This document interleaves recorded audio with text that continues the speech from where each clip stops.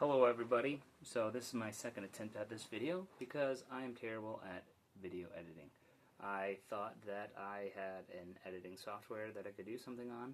Literally, I've spent 3 hours today trying to edit my form of video that I did this morning, which all I wanted to do was in one clip overlay a picture. So there's an editing software that is on my work computer that every time I try to upload anything to it, it freezes. And then there's a different editing software that I tried to upload the picture to on it that I had downloaded, and it completely changed the picture. And then I tried doing it on Adobe on my on this computer, and it didn't work. David, the co-pastor here, he said, "Well, why don't you use iMovies?" And I'm like, "Yeah, it should be on my laptop. It should." This laptop was given to me after the pandemic by Astoria Public Schools because they bought updated laptops, and we as our church allowed them to use our facilities for a year to host a 5th grade class. And so I looked at it, and in order to have iMovie, it's not on the laptop. In order to have iMovie, you need to have the operating software 15 point something. This has operating software 12 point something. Anyhow, all that to say, I'm re-recording because when I recorded, there was not known in my psyche, in my conscience, in my being, that Chuck Norris had died. And so if you are a millennial like me, which I actually had a longer conversation with some people today over what a millennial is, technically, according to many different sociological doodads, a millennial is someone born between 1991 and 1997. Not 91, 1981 and 97. I would argue with how we define generations a little bit because if you're born in 1981, you have a whole lot different life than someone born in 97. When you talk about internet, Wi-Fi, game systems, computer capacity, landline for cell phones, I mean, like, so different. So a generation is defined by big moments, and I was born in 1989, and I remember the Timothy McVeigh bombing in Oklahoma City, and I still remember where I was when the Twin Towers were hit. And so as a millennial, it was taught to me that the millennial generation was the generation that grew up with, Y2K to 2010 defining, those being defining years and how you grew up and, matured and developed all that. I'm sure there will be a sociologist who completely disagrees with me, historians who disagree with me. Anyhow, all that to say, if you are a millennial like me, you likely have burned in your mind the era when Chuck Norris jokes were all that happened. So Chuck Norris was Walker, Texas Ranger growing up for me. And having been born in Texas, lived in Texas till 97, like, that was like, who didn't want to be Walker, Texas Ranger? And so I don't know how many actual Chuck Norris movies I've seen.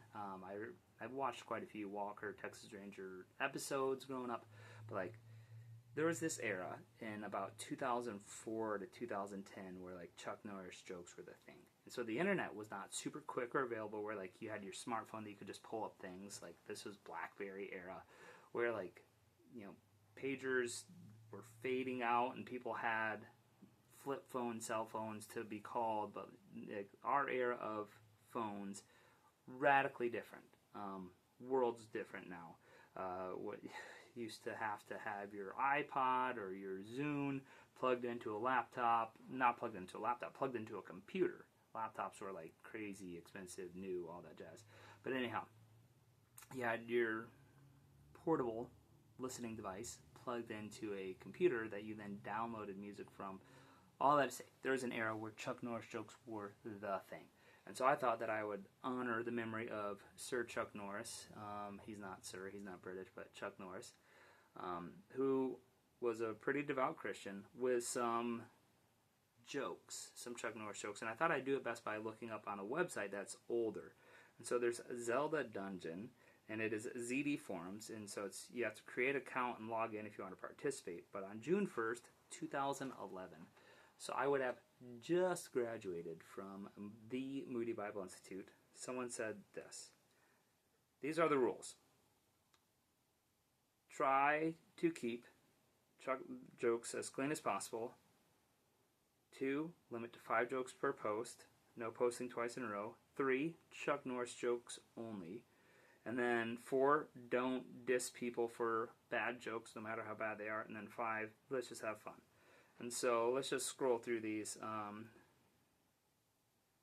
I'll try to be quick ones.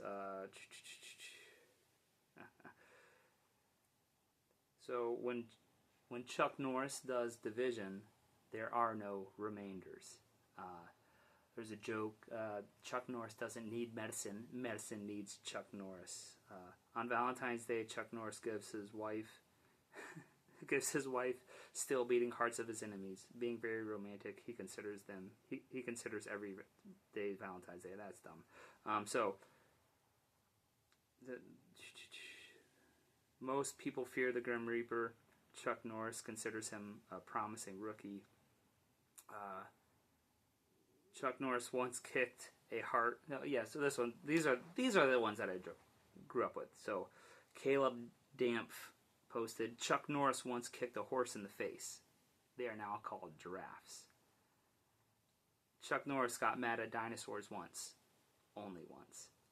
Chuck Norris makes blood donations frequently, but not his own blood.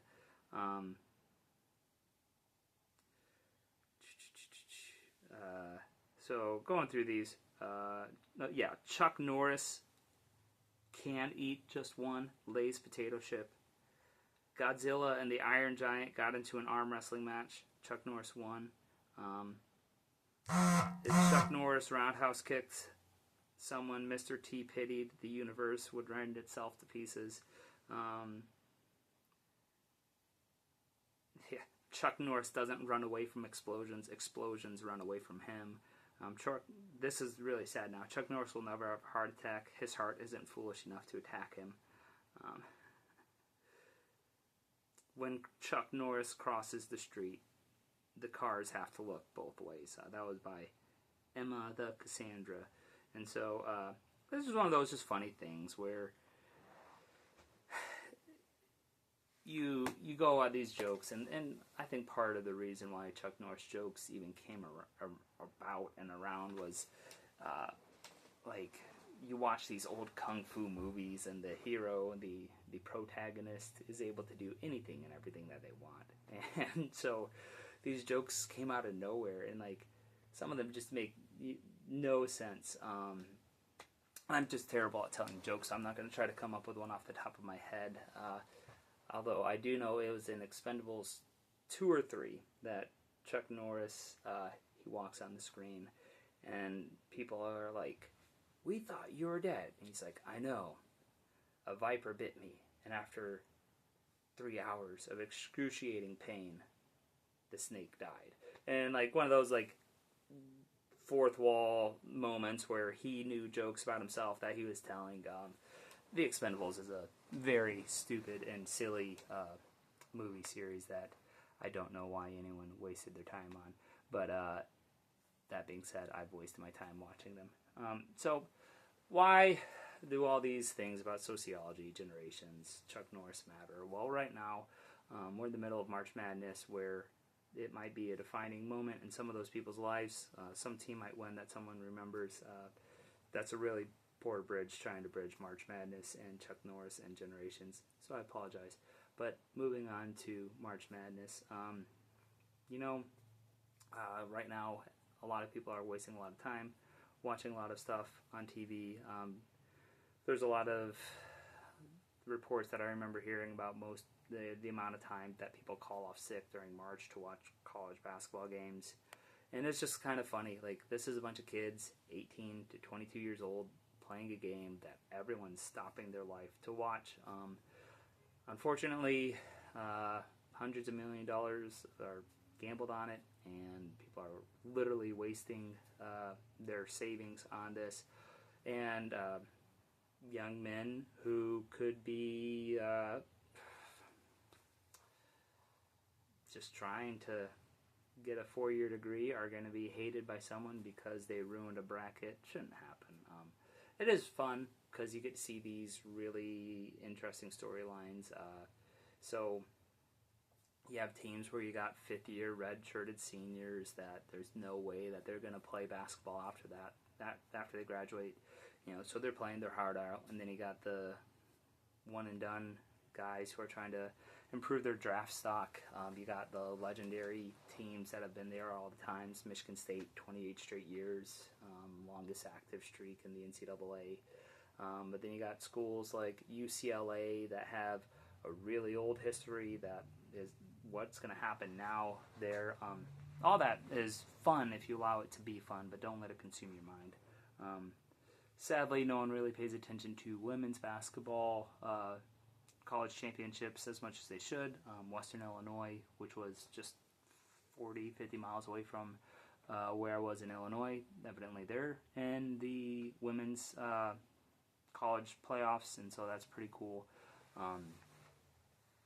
People ask me who I cheer for. I don't know why they need to ask anymore still, but go green, go white, go Michigan State. Just pretty cool to be able to cheer for a team that has a long-standing tradition of trying to make sure kids get through the program and graduate, just as well as the place where my mom found Jesus. So it's going to be a shorter rambling, but I want to encourage anybody who cares about the NBA to find my short that I uploaded about LukaDoncic scoring 60 points last night, and Bam Adebayo. I'm so sorry, Bam, that I'm not going to say your name correctly because I don't have it spelled in front of me. I know that Heath McNeese references Bam in a song, but anyhow, LukaDoncic scored 60 points last night. If you take his 2-point field goal, 3-point field goal, and free throw percentages from what he did, and then overlay them onto what Bam did whenever Bam scored 83 points last week, LukaDoncic scored at least 100 points, and in fact he scored something closer to 108 to 114 points.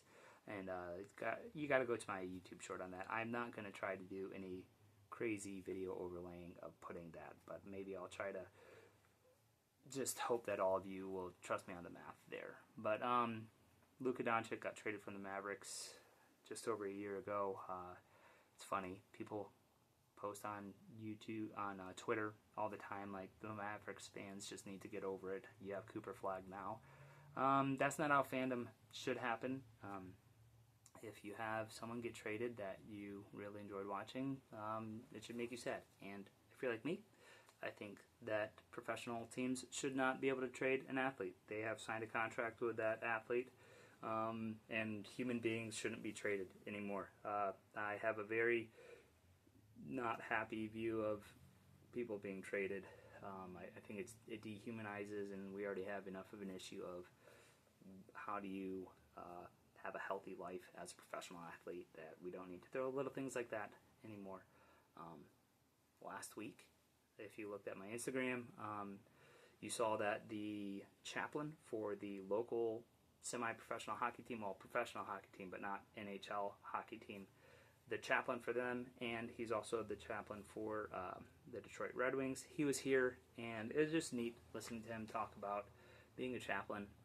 Chaplaincy inside of the NHL is not as developed as in other sports, but just know that he pointed out that hockey players generally don't have as much of a church background as some of the other sports, because just with how getting ice time and practice times and just how those leagues are usually set up, because they're not through schools, a lot of those kids would grow up not attending church, and so he's found that those kids who are now adults have a hunger for things that they just don't know. Like, they don't know what it would look like to be part of a church service. So Tom Frazier is that chaplain, so really neat, encouraging there. But this week, just in the tone of rambling, I've ran 17.8 miles this week. I went for a long run, longest run on Monday or Tuesday. Yeah, Monday. Went for a run with Brittany the other day too. Took our dog on a run with us. I pushed a stroller. She ran. And so Lydia, my youngest, is way too big for a stroller now, but is unable to run with us and unable to bike along at that pace, but soon, very soon, very soon. But that was Goliath, our dog's longest run. Very proud of him for that. But so I'll end on this. Last week, I went for a run, and I was running, and I finished out the run, was on a street that was right, that intersects with mine, and I'm like, I'm going to I'm going to sprint, and I'm going to finish out hard, and so I'm going to do a couple of, they'll be called strides to finish it out. And I'm like, once I get into this patch of trees, I know I'm going straight, I'm going to go. And I start sprinting, and I press my watch, boom, boom, boom, boom, boom, boom, boom. I'm going, and I should have remembered that there is a part of the sidewalk that's buckled, and so it's a nice V. I hit it. I almost, like, it's a super jarring moment, and I'm like, oh man, like I for a half second I thought I was gonna biff it and have another part of my face get scraped off and another part of my tooth get chipped off, but I go through. And I saved myself, and then I press lap on my watch. Turns out, guess who didn't actually press lap originally, but had stopped it. So I have no idea how fast I ran there. Bummer. But didn't think much of it. Finished out the run. I was able to do another stride out. The next day, I'm just in a lot of pain. I'm like, what is going on? I didn't think I ran that hard. Like, it was a longish run, but I'm like, man, like, just super, super frustrated. I was like, I know I didn't get to stretch as much as I wanted, but like, this is dumb. And I had a bruise on my hip. I'm like, what's going on? Like, what is wrong with my body? And then that night, I started thinking a little bit, and I told my wife then Thursday morning. So it was multiple days after I had run, and I was like, after I'd gone on that run, and I'd gone on another run in between, I was just like, I think I know why I hurt so bad. That jarring from that step made every single joint in my left leg just hurt. And I think that because I was unable to figure out why I was in pain, because it's something that happened incidentally that I just ran through. My daughter, that same day, had broken her arm, and it was pretty clear what happened and why it happened. And sometimes in life we have this pain where we're not able to distinguish the source, the origin, the why, the what, and we go, why am I in so much pain? And this is where we need to practice the thoughtful reflection to think about root causes of different things. But then it also is where you get to know yourself of like, what pain do I need to go through? But so what am I able to overcome? What am I able to handle? But then ultimately, just sitting and being able to say and realize that sometimes incidental, accidental things can cause a great amount of pain. And just because something is not conscious or intentional doesn't mean it can't cause pain. In fact, my daughter, it was an accident that broke her arm. And then Friday, my other daughter had a minor surgery, and so that would have been an intentional pain that was brought about to have long-term good happen for her. And so my daughter, both of those daughters, they're healing well, they're doing great. But just, I think it's amusing to think about what causes pain, when does pain happen, and everything else like that. Because I wrote in the communicator for the church, just thinking about how no matter the source of our pain, going to the Lord, asking Him to work with us and to process it with us, which is ultimately what we're also talking about in our series on the Book of Lamentations. But anyhow, this is a longer rambling than my one that I tried doing earlier, which was more about basketball, but there's less basketball on this, more Chuck Norris, more other stuff. Hopefully everyone has a good day, and hopefully that the subtitles on this by YouTube are friendly to me. Because I just thought about a couple of turns of phrases and words that I use that I'm like, I really hope it has the correct words. And if so, I will redo the subtitles if I need later. That is an easier, more simple thing to do. Bye.